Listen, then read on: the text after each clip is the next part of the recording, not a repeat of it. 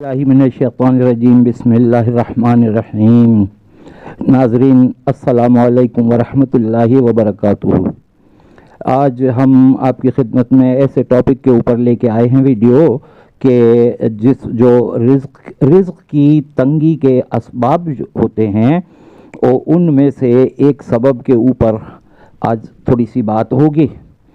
آپ نے دیکھا ہوگا شادی کے بعد عموماً ایسا ہوتا ہے، عموماً شادی کے بعد کہ کھانا دولہا دلہن جو ہے نا وہ اپنے بیڈ پر ہی کھاتے ہیں۔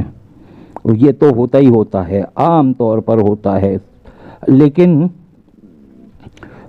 اس کے علاوہ بھی سردی میں یا کسی بھی وجہ سے ایسا کیا جاتا ہے کہ اوپر سے لحاف اوڑھ رکھا ہے، ناشتہ کیا، سردی کا زمانہ ہے تو اب کھانا کھایا یا جو کچھ بھی کھایا کھانا کھایا اور چلے گئے اپنے جاب پر۔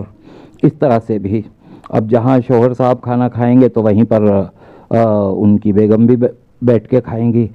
بات یہ ہے کہ بستر پر بیٹھ کر کھانا کھانا یہ تنگی رزق کے اسباب میں سے ایک ہے،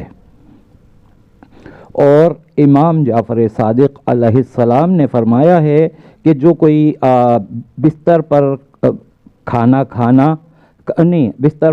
کھانے سے رزق اڑ جاتا ہے۔ یہ امام جعفر صادق علیہ السلام نے یہ بھی فرمایا ہے کہ روٹی کے اوپر سالن کی پیالی کبھی نہیں رکھیں۔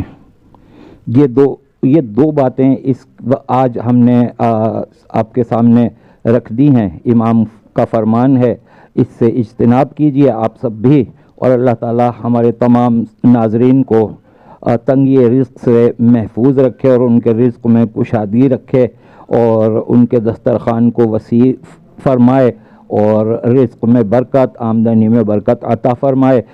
جو لوگ ہمارے چینل کو سبسکرائب کرتے ہیں، ہمارے چینل کو پروموٹ کرتے ہیں، وہ سمجھیں کہ کسی اچھے پیغام کو آگے بڑھانے میں مدد دے رہے ہیں، اور اللہ تعالیٰ ان کی بھی یہ کوشش اور اس کام کو قبول کرے کہ یہ ثواب جاریہ کا کام ہے۔ نام یاد رکھیے، روحانیت حجت علیہ السلام، کراچی، پاکستان۔ اور آپ سے درخواست یہی ہے کہ ہماری حوصلہ افزائی کے لیے آپ ہمیں پروموٹ کیجئے، ہمارے چینل کو پروموٹ کیجئے، لائک، کامنٹ، شیئر کیجئے۔ اللہ حافظ۔